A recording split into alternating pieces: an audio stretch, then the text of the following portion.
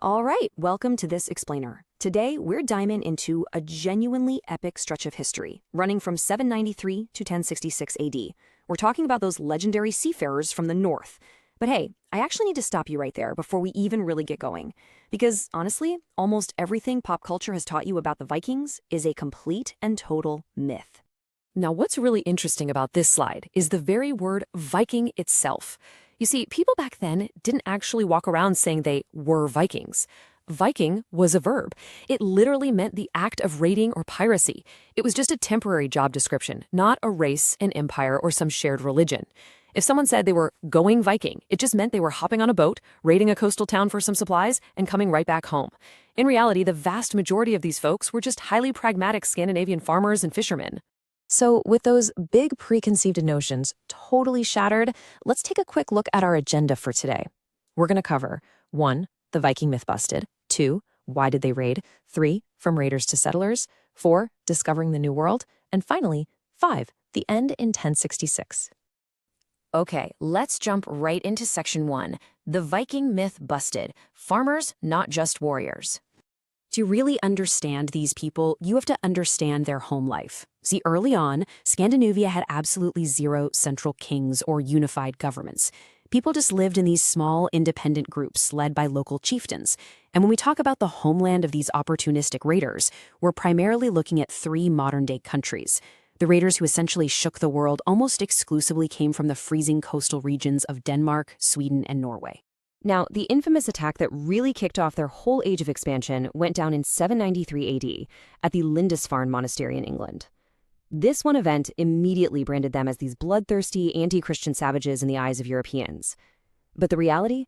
Well, they were just opportunistic pragmatists. You see, the Europeans naively believed that religious fear would protect their gold, so they just left their monasteries completely unguarded.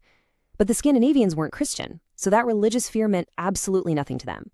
They simply saw a massive pile of unguarded wealth and, well, they took it. Moving on to section 2. Why did they raid? The motivation. So, if these people were mostly just farmers minding their own business, why on earth did they leave home to go terrorize Europe? Okay, let's dive into this, because it was really the perfect storm of environmental and social factors. First off, Scandinavia has a brutally harsh, freezing climate. As their population grew, the land literally just couldn't sustain their families anymore, which forced them to look outward for resources. Second, there was intense political rivalry among all those local chieftains. They constantly needed fresh wealth to build up their strength and outdo each other. And third, pure, simple envy. Whenever European ships sailed through Scandinavian waters, the locals saw incredible technology and exotic goods, and they quickly realized they could just sail south and take those things for themselves. All right, section 3. From raiders to settlers, the evolution of tactics. As the years went on, this Scandinavian strategy rapidly matured. They didn't just stick to simple smash-and-grab robberies forever. They actually evolved into highly sophisticated political operators. The crucial thing to grasp here is how drastically their methods changed. Before the 840s, they relied almost entirely on hit-and-run piracy. Strike fast, steal the goods, run away. But then a major shift happened. During a Frankish civil war, a royal heir actually invited a group of them in to help fight his own brothers. And this was a massive light bulb moment. The raiders realized, wait, we don't have to just steal, we can extort. They started demanding enormous payouts from kings simply to not attack their towns. It was essentially an early, massive-scale mafia protection racket. Pay up or your city burns. By the mid-9th century, they actually stopped running away altogether and began settling heavily in the very lands they used to just raid. Take a look at Ireland, for example. They founded massive permanent trading towns that you still know today, places like Dublin, Waterford, Wexford, Wicklow, and Limerick. They used these newly secured hubs to prepare for even bolder, far more elaborate attacks deeper into Europe. Let's look at the timeline here and see how this builds into an intense, century-long, back-and-forth power struggle for control over England. In 871, the famous English king, Alfred the Great, managed to push back and defeat a massive Danish army. His descendants then spent decades slowly clawing back their territory, which culminated in 952 when the last Scandinavian king of York, Eric Bloodaxe, was killed. So for a brief moment at least, the northern grip on England was broken. Meanwhile, over in France, something fascinating happened in 911 AD.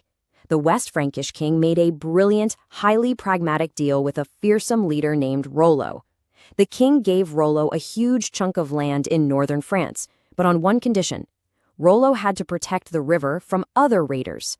This territory became known as the Land of the Northmen, which eventually evolved into the name Normandy. Yes, the exact same Normandy that became absolutely crucial centuries later during World War II's Operation Overlord. Wild, right?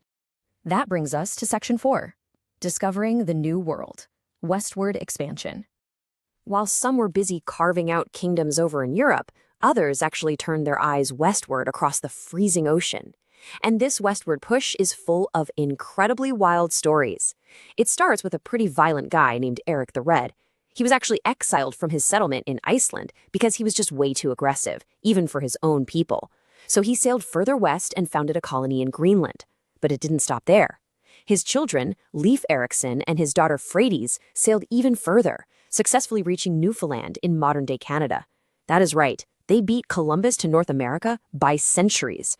But unfortunately, they failed to establish a permanent colony. Why? Because a violent internal dispute over who got which house escalated into a bloody mess, completely ruining their chances of a long-term settlement. Now, if the story of westward expansion and brutal survival sounds kind of familiar to you, there's a really good reason for that.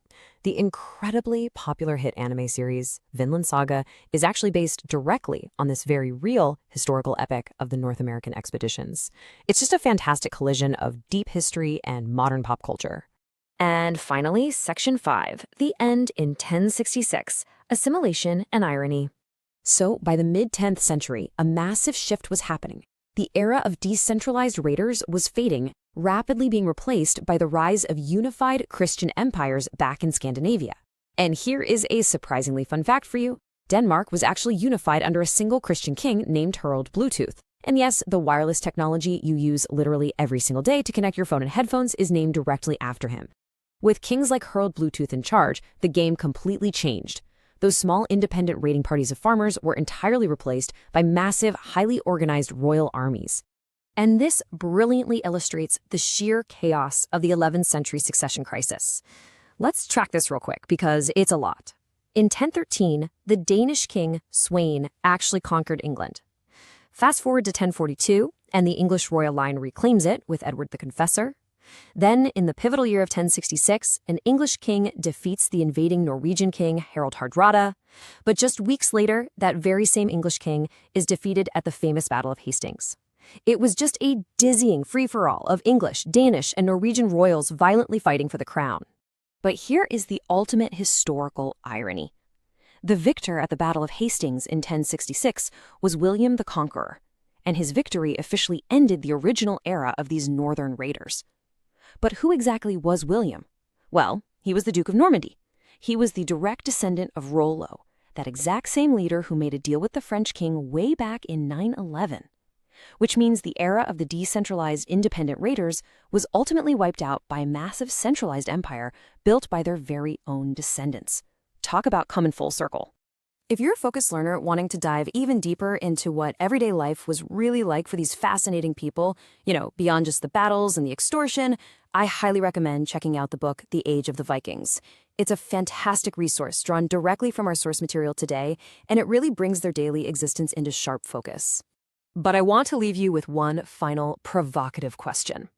Everything we just talked about, the swift raids, the river extortions, the astonishing voyages across the freezing ocean to a totally new world, it all relied entirely on one thing, their unparalleled ships.